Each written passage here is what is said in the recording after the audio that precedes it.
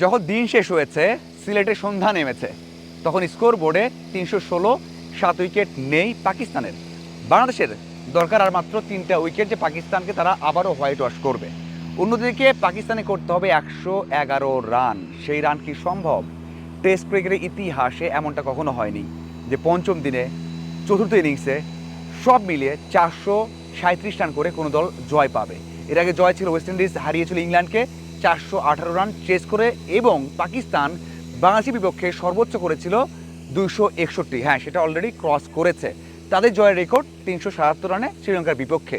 তার মানে কি সম্ভব এখন?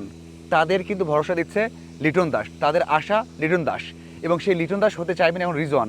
যে রিজওয়ানের সাথে লিটন দাসের সবসময় একটা ভালো সম্পর্ক আছে, এবং যারা খেলা শোনেন, যারা হেডফোন দিয়ে খেলা শোনেন, তারা সবাই জানেন যে লিটন এবং রিজওয়ানের মধ্যে সম্পর্কটা কেমন এবং সবসময় কি বলেন।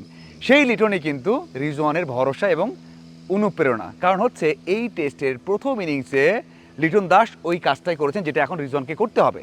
বাংলাদেশ দল 116, 6 উইকেট হারিয়ে, সেখান থেকে লিটন দাস টেলেন্ডারদের নিয়ে, মানে বাকি যে 4টা উইকেট ছিল সেখানে তিনি করেছেন, বা বাংলাদেশ দল করেছে 278 রান, 162 রান এক্সট্রা এসেছে শেষের ব্যাটসম্যান দিয়ে। লিটন দাস সেঞ্চুরি করেছেন, দারুণ সেঞ্চুরি, তার ক্যারিয়ারের অন্যতম সেরা সেঞ্চুরি নিজে বলেছেন।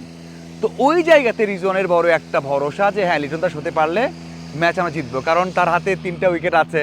সাজিদ খান প্রথম ইনিংসে করেছেন 38 রান, 75 রানে নট আউট আছেন এখন পর্যন্ত রিজওয়ান। তার মানে একজন সেট ব্যাটসম্যান, একজন ফার্স্ট ইনিংসে রান করেছেন বাংলাদেশের এগেনস্টে, এই উইকেটে তারও একটা ভরসা থাকবে। তারা চাইবে এটা 80 রানের পার্টনারশিপ হোক, সেই যে বা 70 রান বা 60 রানের পার্টনারশিপ হোক, যেটা লিটন দাস করে দেখিয়েছেন প্রথম ইনিংসে, সেটাই কিন্তু তাদের ভরসা। এবং সেই কথাই বলেছেন তাদের যে ব্যাটিং কোচ এসেছিলেন প্রেস কনফারেন্সে, তিনি বলেছেন যে এখনও পাকিস্তান স্বপ্ন দেখে বিশ্বাস করে যে এই ম্যাচটা জিততে পারে। এমনটা নয় যে হ্যাঁ জিততে পারে, যেটা এর আগের দিন বলেছিলেন, মানে নিয়মতান্ত্রিক। কিন্তু এই যে 74 দিন শেষে তাদের কোচ বলে গেছেন আত্মবিশ্বাস নিয়ে তারা জিততে চায়, জিততে পারে, জিতার বিশ্বাসটা আছে, ওই কারণেই হয়তো লিটন দাস তাদেরকে ভরসা দিচ্ছে। যাই হোক, এটা অসম্ভব একটা বিষয়, তারপরেও কি হয় সেটা দেখার অপেক্ষা। অন্যদিকে বাংলাদেশ থেকে এসেছিলেন শন টেইট, তিনি বলেছেন যে বাংলাদেশ দল এই ম্যাচ জিতবে, কোনো রাগঢাক করেননি, সোজা সাপটা বলে দিয়েছেন বাংলাদেশ দল এই ম্যাচ জিতে যাচ্ছে বা জিতবে।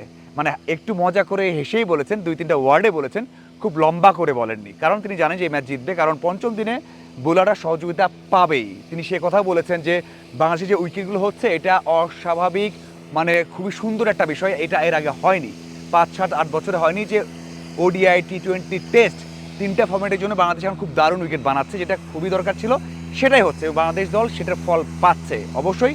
তবে ওই যে যতই ভালো উইকেট হোক, পঞ্চম দিনে ব্যাট করতে হবে, বাংলাদেশ বোলাররা মানে আরও ফ্রেশ হয়ে আসবে, উইকেটটা ফ্রেশ থাকবে, শুরু 10 ওভার খুবই কাজে দিবে, নতুন বল থাকবে, সেখানে এর বেশি টেকার কথা নয়। যতই স্বপ্ন দেখা হোক, যতই পাকিস্তান প্রতিনিধি আসাদ শফিক বলে যাক যে তারা জিততে চান, জিততে পারেন, জিতে আত্মবিশ্বাস আছে, এটা আমার মনে হয় অসম্ভবই থাকবে।